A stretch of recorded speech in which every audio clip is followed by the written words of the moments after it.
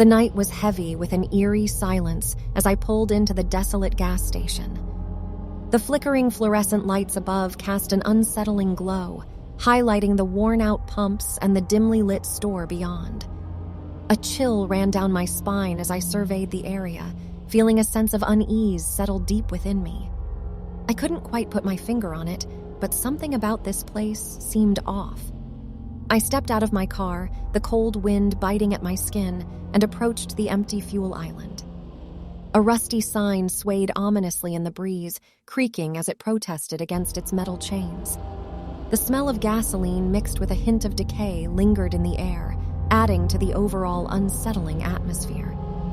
As I picked up the fuel nozzle, I noticed the worn-out pavement, cracked and broken in places, as if the ground itself had succumbed to the weight of the darkness that surrounded it.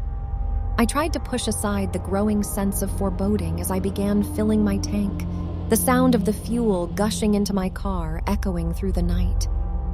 Glancing around, I noticed the absence of other vehicles, which struck me as odd for a gas station located along a major highway. The silence was unnerving, as if the world had paused, holding its breath. A shiver ran down my spine, and I turned my attention to the dimly lit store. Pushing open the heavy glass door, a bell jingled overhead, its sound almost distorted in the stillness of the night.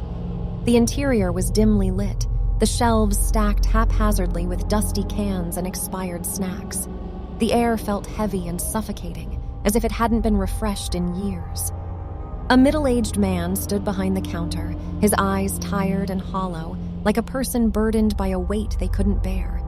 He gave me a faint smile, devoid of any warmth or hospitality. I approached him cautiously, the unease growing with each step.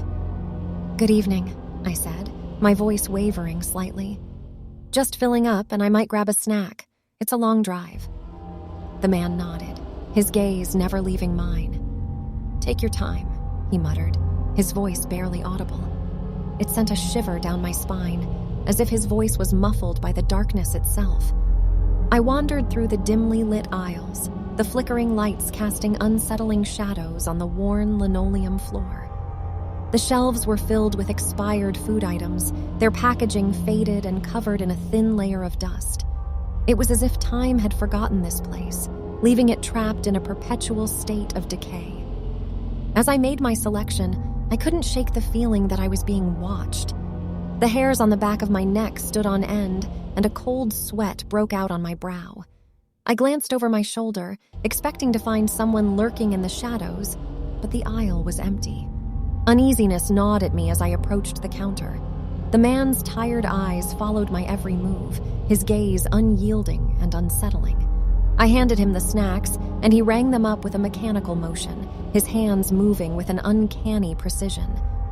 "Do you come here often?" I asked, trying to break the silence that hung heavy in the air. The man's lips curled into a humorless smile. "People come and go," he replied, his voice tinged with a hint of sadness. "But they never truly leave." His cryptic words sent a chill down my spine, and I hurriedly paid for my items, eager to escape the oppressive atmosphere of the gas station. As I walked back to my car, I couldn't help but feel a sense of relief, as if a weight had been lifted from my shoulders. But just as I reached my car, a strange sensation washed over me.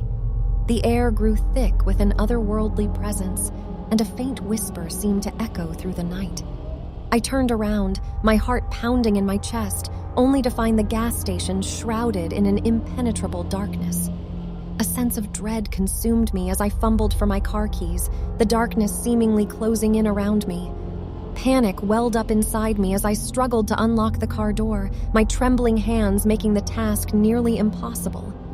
Finally, I managed to slip inside and slammed the door shut, the darkness pressing against the glass. I hastily started the engine and peeled out of the gas station, the sound of screeching tires echoing through the night. As I sped away, the gas station disappeared in the rearview mirror, consumed by the impenetrable darkness. The unsettling feeling lingered, a constant reminder of the eerie encounter. I couldn't help but wonder what secrets that forsaken place held, and if I had narrowly escaped something far more sinister than I could ever comprehend. To this day, the memory of that gas station haunts me, a chilling reminder that some places should remain untouched, their mysteries left unsolved. The darkness that engulfed it serves as a constant reminder that there are forces beyond our understanding, lurking in the shadows, waiting for the unsuspecting to stumble in.